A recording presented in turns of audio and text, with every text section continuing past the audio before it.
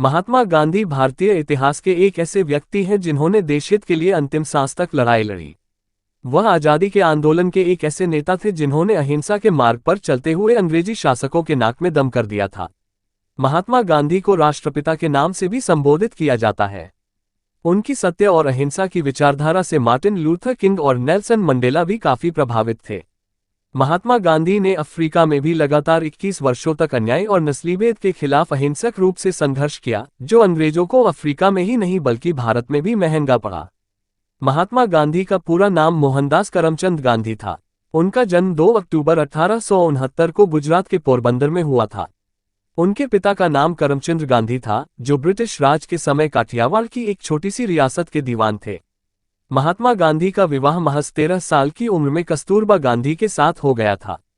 विवाह के 2 साल बाद गांधी जी के पिता का निधन हो गया और पिता की मृत्यु के ठीक 1 साल बाद उनकी पहली संतान हुई, लेकिन दुर्भाग्यवश जन्म के कुछ समय बाद ही उसकी मृत्यु हो गई।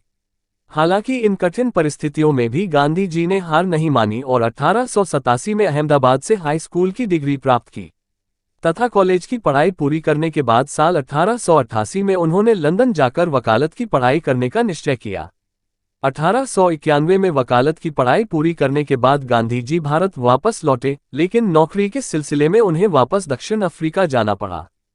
23 साल की उम्र में वह दक्षिण अफ्रीका पहुंचे थे और 1 सप्ताह बाद डरबन से प्रिटोरिया की यात्रा करते समय उन्हें धक्के मारकर व पीटकर ट्रेन से फेंक दिया गया, जबकि उनके पास फर्स्ट क्लास का टिकट था। यह नस्लीय भेद का कारण था। किसी भी भारतीय या श्वेत का प्रथम श्रेणी में यात्रा करना प्रतिबंधित था। इस घटना ने गांधी जी को बुरी तरह आहत किया, जो अंग्रेजों की अफ्रीका में ही नहीं भारत में भी महंगा पड़ा। 1915 में गांधी जी दक्षिण अफ्रीका से भारत लौटे थे और अपने गुरु गोपाल कृष्ण गोखले के साथ इंडियन नेशनल कांग्रेस में शामिल हुए।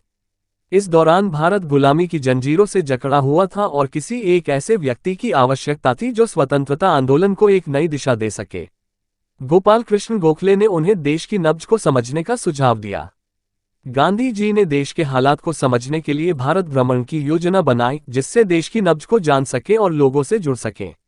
उन्होंने असहयोग आंदोलन, सविनय अवज्ञा आंदोलन, भारत छोड़ो आंदोलन का भी नेतृत्व किया था।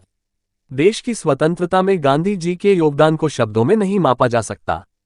उन्होंने अन्य स्वतंत्रता सेनानियों के साथ मिलकर अंग्रेजों को भारत छोड़ने के लिए मजबूर किया था।